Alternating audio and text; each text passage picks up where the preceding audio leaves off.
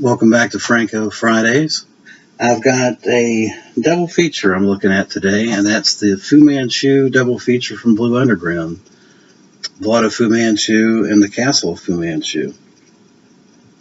How I did this is I looked at this release and compared it to the 2003 DVD release from Blue Underground and did a comparison, so I'll talk about that.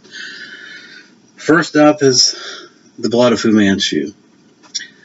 This is the first of a series of collaborations between Jess Franco and producer Harry Alan Towers. Now, Jess Franco, and this was always a big Sax Rohmer fan, and Sax Rohmer, the Fu Manchu character comes from the Sax Rohmer novels, of which there was like 10 or 15 of these things. And he always loved the comic book nature of the films or of the books themselves. So he was definitely bullish on making a Fu Manchu film along the lines of, say, a comic book type character.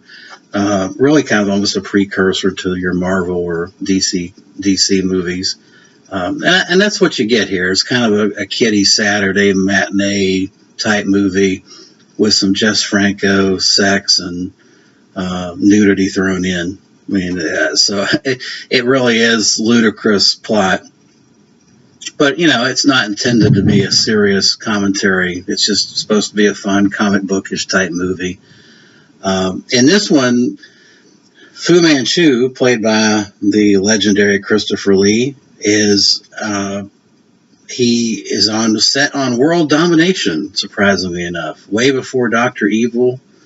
From the Austin Power movies, you have Fu Manchu, and he's bent on world domination. And he always is coming up with the most ludicrous ways to achieve his aims that can be possibly thought of. This time, in The Blood of Fu Manchu, he has devised or found some ancient 1,000-year-old formula that allows women to be infected by black cobra venom. And it doesn't kill them, but what it does do is allow them to have a poisonous kiss.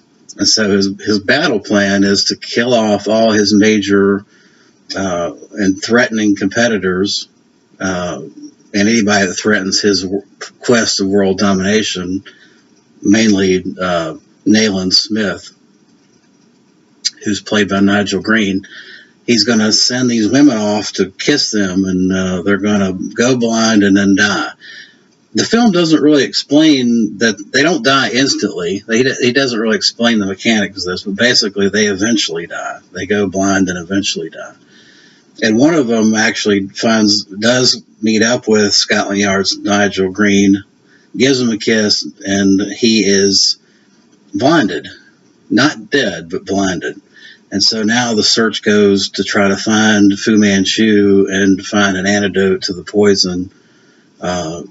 And so that's the basic plot. The problem with the film is a problem with a lot of the Fu Manchu films that was produced by Harry Alan Towers, and that is it's a convoluted plot. Through no fault of Jess Franco's or even Don Sharp, who directed the first three films, Harry Alan Towers fancied himself not only as a producer, but as a scriptwriter. And it wasn't enough that he acquired the rights to the Sax Rohmer novels. He insisted on rewriting them, and basically, once he acquired the rights to the novels, he just rewrote them and created scripts that were completely way off, right of the field of what any of the novels' content. And so you get these incomprehensible plots with a lot of needless subplots that have nothing to do with the film. And I entirely put the blame on Harry Alan Towers for doing that. And Chris Lee talked about this in his interview. There's a 15-minute interview on this disc and on the Blu-ray with Jess Franco that talks about the film and the fact that that they had the rights to these great novels by Sax Rohmer, and threw them out the window once they had them, and just created their own script basically from scratch, and didn't maintain any of the plot elements or contextual design of those fantastic novels. So who knows why Harry Alan Towers did that. But he did it under an alias, Peter Wetbeck, something like that. But that was one of Chris Lee's complaints and beefs, was that, you bought the rights to these novels and then you just summarily toss them out the window and create these nonsensical scripts.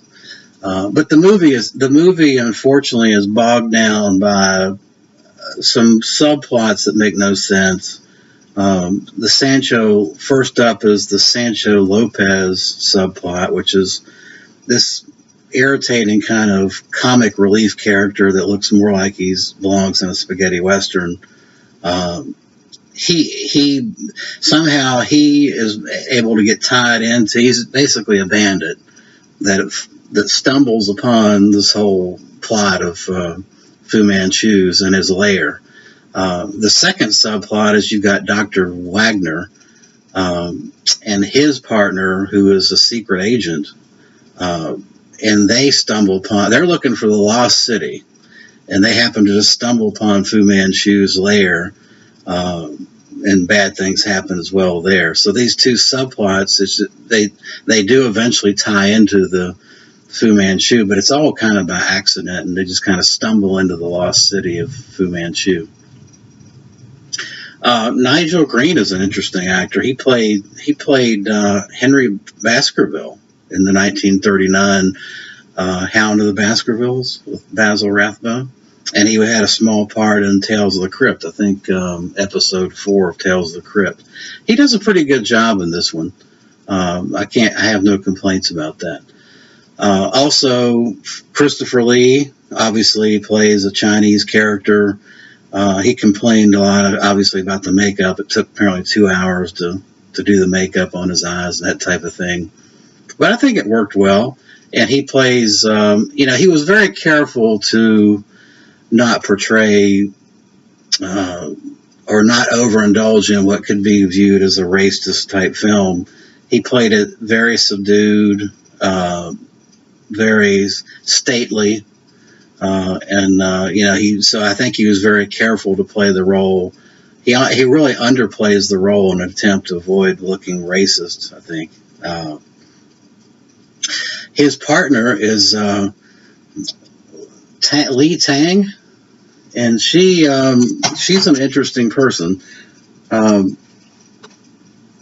She was Sa Chin is her name, is her real name, and she's from Shanghai. She's a Shanghai actress that made her claim to fame.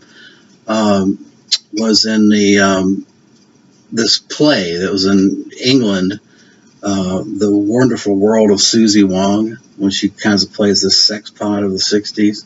That was her big claim to fame. But the also interesting thing is she had, through 3 decades of filmmaking, also wrote a book about her life. And it turns out that her family was killed during the Chinese Cultural Revolution. So she's led a very interesting life. Also in this film is Maria Rome. And Maria Rome was married to Harry Alan Towers. I guess that helps. But, she was in 99 Women, I think, and Venus in Furs. So she's been in quite a lot of Jess Franco vehicles as well. Daniel White is back with the musical soundtrack, and I think he did an okay job. The film is plotting, and unfortunately those subplots just kind of run it off into these pointless directions that it's inevitable that you tend to lose interest. But I think, unfortunately, in this case too, the music, which usually carries a lot of Franco films, exacerbates that problem, because the music doesn't elevate the proceedings any. It's okay and it's consistent with what's going on. The music sounds consistent with the storyline and the theme here, but it doesn't raise the proceedings or make it any more interesting or different. It's almost kind of it's a one-note kind of story and a one-note music, and it all kind of fits as one long progression of one note. And so it does tend to it drags. Quite honestly, it drags. I think the Fu Manchu film suffered a similar fate as Hammer's Dracula films with Christopher Lee, in that he just doesn't have enough to do. We want to see Chris Lee, we want to see Fu Manchu, but the script doesn't allow for it. We get all these extraneous subplots, and you're left kind of, Fu Manchu's kind of left giving directions or orders occasionally and looking menacing, but not really doing anything. And I blame the scriptwriter for that, Harry Alan Towers. He's an interesting character as well. He was married to Maria Novotny, not married to her. He was married to Maria Roan. But in the 60s, he got involved with a girl named Maria Novotny. And it happened when he was in New York. Maria Novotny turned out to be a stripper and a prostitute. And the FBI was involved because Maria Novotny apparently had liaisons with some high political officials, including John F. Kennedy. This is all hearsay and secondhand knowledge and those type of things. But the bottom line is the FBI came looking for Maria Novotny and arrested Harry Alan Towers.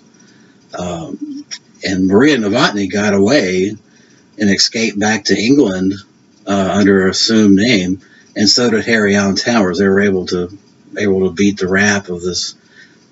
They were basically charged with running a prostitution ring, and Harry Alan Towers beat that rap and got back to England and started producing movies. But so that's kind of, he's got a little bit of a checkered past as well, apparently. So that's Blood of Fu Manchu. It's very comic bookish. Don't expect anything earth-shattering, but it does have Christopher Lee. It does have a lot of the Jess Franco Women in Chains stuff to try to offset some of the comic book silliness nature of the film. But it's a film. It's kind of an endearing film for me. All the Fu Manchu films, I see all the warts and things on these films, but they're endearing only because I grew up with them. And I think Jess Franco did as about as good a job as he could, given the script he was working with, unfortunately. I think it's a fine effort in terms from what he contributed. Now, as far as the releases, I gotta say, this 2003 release it's a little darker than the new Blu-ray. The Blu-ray, it looks to me like they just took the old release and up-converted it, and then did some cleanup, some resolution type cleanup. It's not as dark a picture, the Blu-ray, and quite frankly, unfortunately, by cleaning it up, there's this waxy kind of layer to it that you lost a little of the graininess and natural look that I think you get in the DVD from the cleanup effort. I was not impressed with this Blu-ray. I think if you have this 2003 release, you don't need this Blu-ray. It's not a measurable improvement. In fact, there's more special features on this DVD. What is on this DVD just got ported over to this Blu-ray. In fact, this has liner notes from Tim Lucas that the Blu-ray doesn't have. And it also has a poster and still art gallery that the Blu-ray doesn't have. The only thing that was ported over was this 15-minute interview with Cy Chen and Christopher Lee and Jess Franco and Harry Alan Towers. So I actually think you're better off just sticking with the old 2003 release, quite honestly. So that's going to wrap up my review of The Blood of Fu Manchu for Franco Fridays, and we're running 15 minutes here. I'm going to cover The Castle of Fu Manchu next Friday. So thanks for watching. Appreciate it.